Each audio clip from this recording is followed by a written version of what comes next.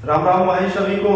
आज हम देखेंगे प्रतिशत का सवाल जो क्या कहता है कि कीमत बढ़ा दी जाए तो हम क्या किए, इतना सामान कम खरीद पाए। ऐसी बात, यानी कीमत और खपत वाला सवाल क्या कह रहा है कि चीनी की कीमत में 20% की जो है कमी हो जाती है तो एक व्यक्ति 36 रुपए में 500 ग्राम चीनी अधिक खरीद सकता है। तो प्रति किलोग्राम चीनी की आरंभिक कीमत क्या थी? तो हमको क्या बतानी है, चीनी की शुरुआती कीमत बतानी है।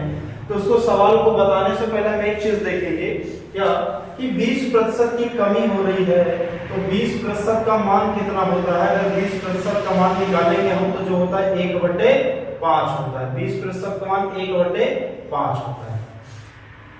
कीमत में कमी हुई तो अगर हम कीमत का अनुपात निकालेंगे तो कीमत का अनुपात कितना हो जाएगा, जब ये कोई चीज कम होगी तो ये 5 में से 1 कम हो जाएगी, यानी कम होने पर अनुपात 5 में से 1 घटाएंगे तो कितना होगा 4। ये होगा कम होने पर, कम होने पर।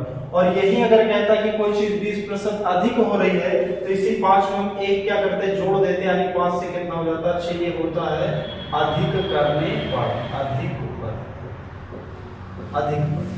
तो यहाँ पे कीमत क्या हुई, कमी हुई है, यानी रेशियो हम क्या लेंगे 5 से 4 लेंगे। अब दोबारा हमें क्या करना है, व्यक्ति 36 रुपए में 500 ग्राम चीनी अधिक खरीद सकता है, यानी खपत की बात करेंगे तो खपत हमारी यहाँ पे कितनी हो जाएगी 4 से 5। ये सेम कीमत का उल्टा होता है। खपत क्यों होता है इसको हम समझेंगे। जैसे कोई चीज हमारे पास होती है, आप एक छोटा सा एग्जांपल के तौर पे समझिए। जैसे आप कहीं पे मार्केट जाते हो अपने दोस्तों के साथ, लाइब्रेरी से निकल के गए, कोचिंग से निकल गए, आप मान लीजिए समोसा खाने जाते हो तो क्या होता है, आपके पास मान लीजिए 10 रुपए हैं। तो अगर समोसे की कीमत 5 रुपए है तो आप कितना खाते हो, 2 खाते हो। बट अगर समोसे की कीमत 8 से 10 हो जाए तो आप उतने रुपए में कितना ले पाओगे, 1 ले पाओगे। यानी क्या हुआ, कीमत बढ़ गई तो हमारी जो खपत थी वो क्या होगी, कम हो गई।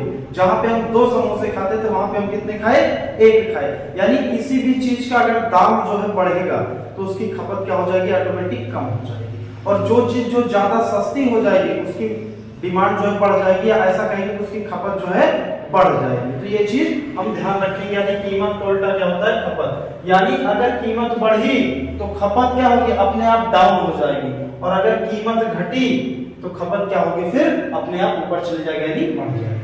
और फिर यहाँ पे क्या कहता है, एक व्यक्ति 36 रुपए में 500 ग्राम चीनी अधिक खरीद सकता है। तो यहाँ पे खपत पहले 4 थे, भी 5, यानी यहाँ पे कितना ज्यादा खरीद पा रहा है, 1 यूनिट, और उसका मान क्या है, ये 500 ग्राम। 500 ग्राम जो है वो ज्यादा खरीद पा रहा है।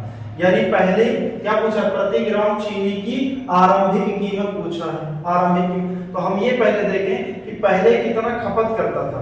तो अगर 500 ग्राम है 1 यूनिट का मान, तो 4 का कितना होगा, 2000 ग्राम। कितना हो जाएगा, 2000 ग्राम हो जाएगा, यानी 2 किलोग्राम हो जाएगा। यानी पहले कितना खरीदता था, 2 किलो, लेकिन रुपए क्या देता था, 36 रुपए देता था। अगर पहले की कीमत निकालनी है तो ये क्या करता था, 36 रुपए में कितना खरीदता था, 2 किलो। तो 1 किलो का दाम कितना आ जाएगा, 1 किलो का दाम आ जाएगा 18 रुपए। तो ऐसे इन सवालों को हम करेंगे। अगर हमसे क्या पूछता, हमसे पूछता बाद की घटी हुई कीमत, तो हम इसका मान निकाल लेते, कितना हो जाता है, 2.5 किलो हो जाता।